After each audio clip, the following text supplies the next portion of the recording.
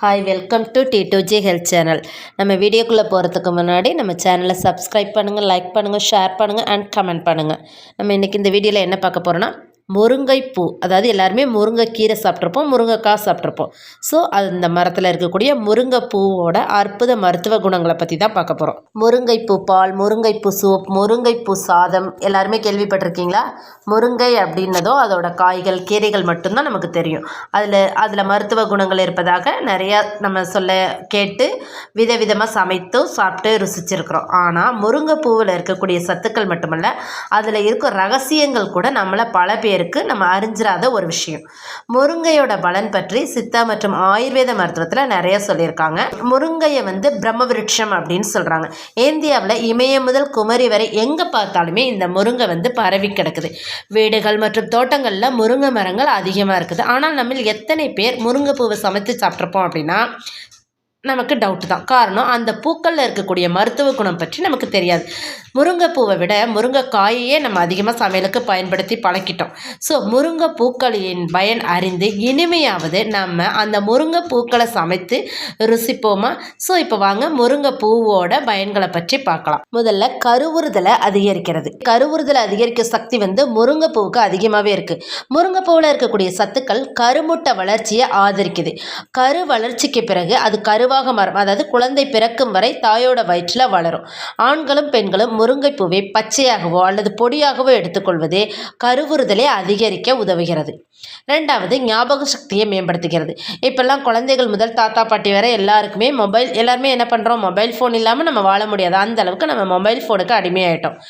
எனவே நமது இயற்கை வாழ்க்கையை இழந்து சில அட்டவணைகளை மறந்து வாழ்ந்துட்டுருக்கோம். முருங்கைப்பூவை தவறாமல் எடுத்துக்கிறது மூலமாக நம்மளோட மூளையோட செயல்பாட்டை ஆதரிக்குது. மற்றும் நினைவக சக்தியையும் மேம்படுத்துது. பொதுவாகவே முருங்கைப்பூ பொடியை அனைத்து வயதினரும் சாப்பிட்டு வர ஞாபக மறதியை போக்க முடியும் அப்படின்னு சொல்கிறாங்க. அடுத்தது, பார்வையை மேம்படுத்துது. பொதுவாக 45 வயசுக்கு மேற்பட்டவங்க கண் பார்வை தொடர்பான பிரச்சனைகளை எதிர்கொண்டுட்டு இருக்காங்க. இப்போல்லாம் சின்ன வயதிலேயே கண் பார்வை ப்ராப்ளம் நடக்குது. ஸோ சின்ன வயதிலேயே நம்ம ஆரோக்கியமான உணவு முறை இல்லாதது தான் இதுக்கு காரணம். இப்போவும் நம்ம தாமதிக்காமல் முருங்கைப்பூவை தவறாமல் நம்ம உட்கொண்டுட்டு வந்தோம் அப்படின்னா இந்த பார்வை ப்ராப்ளம், கண் பிரச்சனைகளை எல்லாம் சரியாகும். முருங்கைக்கீரை போன்று எந்த வயதிலையும் முருங்கைக்கீரையும் முருங்கைக்கீரை நம்ம எப்படி எல்லா வயதினரும் சாப்பிடலாமோ அதே போல் முருங்கைப்பூவையும் எல்லா வயதினரும் சாப்பிடலாம். அடுத்த பிரச்சனை, நரம்பு கோளாறுக்கு சிகிச்சை அளிக்குது. இப்போ நரம்பு கோளாறுகள் குறைவான நோய் எதிர்ப்பு சக்தி, வைரஸ் தொற்று, சில மரபணு காரணிகள் போன்றவற்றால் தான் ஏற்படுது.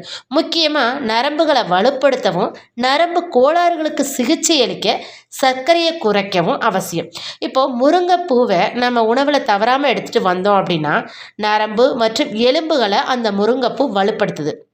மேலும் மாதுளை, பிரக்கோலி, கீரை, பூசணி விதைகள், கொட்டைகள், முட்டை, மீன் போன்ற விட்டமின் பி நிறைந்த உணவுகளையும் நம்ம எடுத்துட்டோம் அப்படின்னாக்கா இந்த நரம்பு கோளாறுலேருந்து நம்ம ரிலீவ் ஆக முடியும். அடுத்தது, தசைகளை உருவாக்க. இப்போ வலுவான தசைகளை நம்ம உருவாக்கணும் அப்படின்னு விரும்புகிறவங்க முக்கியமாக என்ன பண்ணணும், டெஸ்டோஸ்டரான் அளவை அதிகரிக்கணும். அதாவது போதுமான புரதத்தை நம்ம எடுத்துக்கணும். நம்ம முருங்கை பூவில் பார்த்தோன்னா டெஸ்டோஸ்டிரான் அளவை அதிகரிக்க இந்த முருங்கைப்பூ ரொம்பவே ஹெல்ப் பண்ணுது. இது தசைகளை உருவாக்கவும் உதவுது.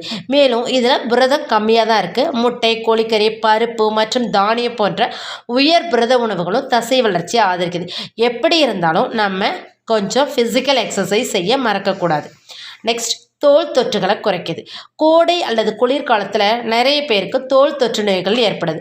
ஸோ நான் சொல்கிறது சரிதான் அப்படின்னா நம்ம இங்கே பார்த்துருப்போம், நிறைய பேருக்கு இந்த பனிக்காலத்தில் உடலில் நிறைய அரிப்பு ஏற்படும், சம்மர் சீசன்லேயும் ஏற்படும். உண்மையிலேயே தோல் நோய் தொற்றுகள் வெளிப்புற சிகிச்சையோட உதவியோடு மட்டும் குணப்படுத்தப்படுறது கிடையாது. போதுமான தூக்கத்தோடு கூடிய சரியான உணவு அதுதான் அது சரி பண்ணும். தோல் பிரச்சனைகளை மீட்கிறதுக்கு இந்த வழி சிறந்த வழி. இப்போ முருங்கைக்கீரை போலவே முருங்கைப்பூவிலையும் அலர்ஜி எதிர்ப்பு, பாக்டீரியா எதிர்ப்பு மற்றும் ஆக்சிடேற்ற பண்புகள் எல்லாமே முருங்கைப்பூவிலையும் அதிகமாக இருக்குது. எனவே இது நம்ம தவறாமல் நம்ம உணவில் எடுத்துகிட்டு வந்தோம் அப்படின்னா நோய் தொற்றுகளை குணப்படுத்த இது ரொம்பவே ஹெல்ப் பண்ணுது. அடுத்தது புற்றுநோய் செல்களை தடுக்குது. புற்றுநோய் அப்படிங்கிறது ஒரு ஆபத்தான நோய் அப்படிங்கிறது எல்லாருக்குமே தெரியும். ஆனால் மருத்துவ ஆராய்ச்சியின்படி சில புற்றுநோய்கள் சில நிலைகளில் குணப்படுத்தக்கூடியவை. எப்படி இருந்தாலும் குணப்படுத்துறதை விட தடுக்கிறது தான் நம்ம சிறந்தது. முருங்கை இலைகள் மற்றும் பூக்கள் புற்றுநோய் எதிர்ப்பு பண்புகளை அதிகமாகவே கொண்டிருக்கு. அவை புற்றுநோய் செல் உருவாவதை தடுக்கும். அதிக கீரைகள் மற்றும் வண்ணமயமான பழங்களை தொடர்ந்து எடுத்துக்கொள்வது இந்த நோய்களை தடுக்க உதவுது. நெக்ஸ்ட், நீரிழிவு நோய்க்கு சிகிச்சை அளிக்குது. இப்போதெல்லாம் நிறைய பேர் நீரிழிவு நோயால் பாதிக்கப்பட்டிருக்காங்க. இது உடல் பருமன், இன்சுலின் எதிர்ப்பு மற்றும் உயர் ரத்த சர்க்கரை அளவு ஆகியவற்றால் ஏற்படுது. இப்போ சர்க்கரை நோயை குறைப்பதற்கு எளிய வழி சர்க்கரை குறைவான உணவுகளை சாப்பிட்றது. அந்த வகையில் முருங்கைப்பூவை உங்கள் உணவில் தொடர்ந்து சேர்த்துட்டு வந்தீங்க அப்படின்னா ரத்தத்தில் இருக்கக்கூடிய சர்க்கரை அளவு குறையுது. மேலும் முருங்கைக்காயை உட்கொள்றது நீரிழிவு நோய்க்கு நல்ல பயனுள்ளதாக இருக்குது அப்படின்னு சயின்டிஃபிக்காக ப்ரூவ் பண்ணியிருக்காங்க. நெக்ஸ்ட்டு, எலும்பு வலிமையை மேம்படுத்துது. இப்போது 40 ஏஜ்க்கு பிறகு பெரும்பாலானவங்க என்ன பண்ணுவாங்க, எலும்பு பலவீனம் அடைஞ்சிரும். ஸோ அதுவும் இந்த ஜென்ரேஷனில் முக்கியமாக உடற்பயிற்சி கிடையாது, அதிகமான உடற்பயிற்சி, விட்டமின் குறைபாடு, இதெல்லாம் ஆரம்ப கால எலும்பு பலவீனத்தை ஏற்படுத்துது. இப்போ முருங்கைப்பூ மற்றும் பிசின் தொடர்ந்து எடுத்துக்கிறது மூலமாக திசுக்களை இணைக்கிறது மூலம் எலும்புகளோட வலிமையை மேம்படுத்த முடியும். மேலும் இரத்த சிவப்பணுக்களின் எண்ணிக்கையையும் அதிகரிக்குது. நெக்ஸ்ட்டு, மாதவிடாய் வலியை நீக்குது. இப்போ முருங்கைப்பூ மாதவிடாய் வலிக்கு சிகிச்சை அளிக்கிறதுல சிறந்த ஒரு மருந்தாக இருக்குது. மாதவிடாய் காலத்தில் முருங்கைப்பூவை எடுத்துக்கொள்வது மாதவிடாய் அதாவது பிடிப்புகள், அந்த வலியெல்லாம் இருக்குள்ளே அந்த வலி, அதிக இரத்த இழப்பு, ஒழுங்கற்ற மாதவிடாய், இது எல்லாத்தையுமே குறைக்க உதவுது. பொதுவாக பெண்களோட கீழ் வயிற்றில் அதிக உடல் உஷ்ணம் இருக்கிறதுனால அதிக மாதவிடாய் வலி ஏற்படுது. ஸோ இந்த முருங்கை பிசின் உட்கொள்றது மூலமாகவும் முருங்கைப்பூவை சாப்பிட்றது மூலமாகவும் உடல் சூட்டை குறைக்க இது உதவுது அப்படின்னு சொல்கிறாங்க. அடுத்தது, எடை இழப்பு அதிகரிக்குது. பெரும்பாலானோர் எடையை குறைக்கிறது கஷ்டம் அப்படின்னு நினைக்கிறாங்க. நம்ம என்ன தான் இப்போ எக்ஸசைஸ் என்ன டயட்டில் இருந்தாலும் எடையை குறைக்க முடியல அப்படின்னு ரொம்ப ஃபீல் பண்ணுறாங்க. ஸோ எந்த முடிவுமே நம்ம என்ன தான் இருந்தாலும், எவ்வளோ உடற்பயிற்சி, எவ்வளோ சீரான உணவு இருந்தாலும் நம்மளோட வெயிட் மட்டும் ரெடியூஸ் ஆக மாட்டேங்குது அப்படின்னு சொல்கிறோம். ஸோ இந்த முருங்கைப்பூவை நம்ம சேர்த்துக்கிறது மூலமாக டெஸ்ட்ரோசன் அளவை அதிகரிக்க முடியுது. இது என்ன பண்ணுதுன்னா மெலிந்த தசையை உருவாக்க உதவுது. அதனால முருங்கைப்பூவை வழக்கமாக நம்ம செய்கிற உடற்பயிற்சியோட இந்த முருங்கைப்பூவையும் நம்ம டயட்டில் எடுத்துட்டோம் அப்படின்னா உடலில் இருக்கக்கூடிய கெட்ட கொழுப்புகள் அழிக்கப்பட்டு உடலை நல்லா ஃபிட்டாக வச்சுருக்க இது உதவுது. நெக்ஸ்ட்டு, பசியை அதிகரிக்குது. இப்போல்லாம் நிறைய பேர் ஒழுங்கற்ற நேரத்தில் ஃபுட் எடுத்துக்கிறாங்க. இப்போ morning tiffin late, lunch, night, so எல்லா சாப்பாடுமே அன்டைமில் நடக்குது. காலை உணவை சில பேர் சாப்பிடாமலே விட்டுறாங்க. முக்கியமாக பசியின்மை, அஜீரணம், இதெல்லாம் காலை உணவுகளை தவிர்க்கிறவங்களுக்கு தான் வருது. ஸோ முருங்கைப்பூவை தொடர்ந்து சாப்பிட்றது மூலமாக இந்த பசி அதிகரிக்கும். ஸோ அப்போ என்ன பண்ணுவோம், காலை உணவை நம்ம அவாய்ட் பண்ண மாட்டோம். நம்ம நைட்டு உணவை கூட அவாய்ட் பண்ணலாம், மதிய உணவை கூட அவாய்ட் பண்ணலாம். ஆனால் காலை உணவை அவாய்ட் பண்ணவே கூடாது. காலை உணவை அவாய்ட் பண்ணாதான் எல்லா டிசீஸும் கியூவில் நிற்கும். ஸோ நம்ம காலை உணவை அவாய்ட் பண்ணக்கூடாது. இது எல்லா வயதினருமே காலை உணவை அவாய்ட் பண்ணக்கூடாது. சின்ன குழந்தைங்களா இருந்தாலும் சரி, பெரியவங்களாக இருந்தாலும் சரி, மிடில் ஏஜாக இருந்தாலும் சரி, காலை உணவை அவாய்ட் பண்ணாமல் நம்ம சாப்பிட்டுட்டு வந்தோம் அப்படின்னா நம்ம உடம்புல எந்த வியாதியுமே இல்லாமல் இருக்க முடியும். அந்த காலை உணவை நம்ம அவாய்ட் பண்ணுறதுக்கு நமக்கு நிறைய ரீசன்ஸ், ஃபாஸ்டிங் அப்படிலாம் சொல்லிட்டு இருப்போம். ஸோ இந்த முருங்கைப்பூவை நம்ம சாப்பாட்டில் எடுத்துக்கிறது மூலமாக அந்த மாதிரி காலை உணவை அவாய்ட் பண்ணணும் அப்படின்ற ஒரு எண்ணம் வராது. ஏன்னா பசி ஆட்டோமேட்டிக்காக நமக்கு வர ஆரம்பிச்சிடும். அப்போ நம்ம சாப்பிட்ருவோம். அதனால் இந்த முருங்கைப்பூவை நம்ம உணவில் எடுத்துகிட்டு வரணும். நெக்ஸ்ட்டு, பித்தம் குறைய.